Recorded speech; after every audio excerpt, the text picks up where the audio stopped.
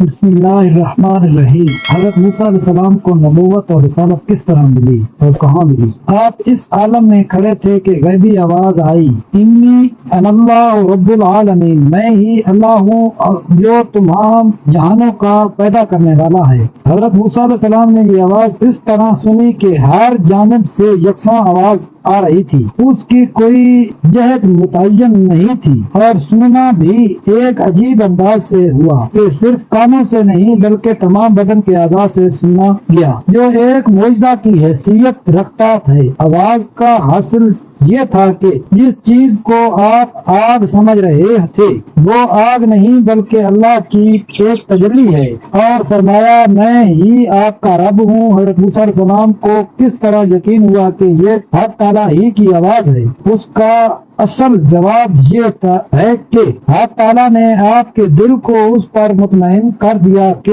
وہ یقین کر لیں کہ یہ آواز حق تعالیٰ شانہ کی ہی ہے۔ دوسرے یہ کہ آواز سننے میں تمام اعضاء کانوں کے ساتھ برابر کے شریک تھے، اس لیے بھی سمجھا گیا کہ یہ حق تعالیٰ کی آواز ہی ہے۔ روح المعانی میں روایت ہے کہ جب حضرت موسیٰ علیہ السلام کو کویا موسیٰ کے لفظ سے ندا کی گئی تو انہوں نے لبیک کہہ کر جواب دیا، عرض کیا کہ میں آواز سن رہا ہوں مگر آواز دینے کی جگہ معلوم نہیں، آپ کہاں ہیں؟ تو جواب ملا کہ میں تیرے اوپر نیچے آگے پیچھے اور تیرے ساتھ ہوں۔ پھر عرض کیا کہ یہ کلام خود آپ ہی کا سن رہا ہوں یا آپ کے بھیجے ہوئے کسی فرشتے کا؟ تو جواب ملا کہ میں ہی آپ سے کلام کر رہا ہوں۔ پھر حکم ہوا اپنی دونوں جوتیاں اتار دے کیونکہ تو ایک طواق نامی مقدس میدان میں ہے۔ یہ حکم اس لیے ہوا کہ تعظیم کرانی مقصود تھی، جیسا کہ کعبہ میں جاتے وقت جوتیاں اتار کر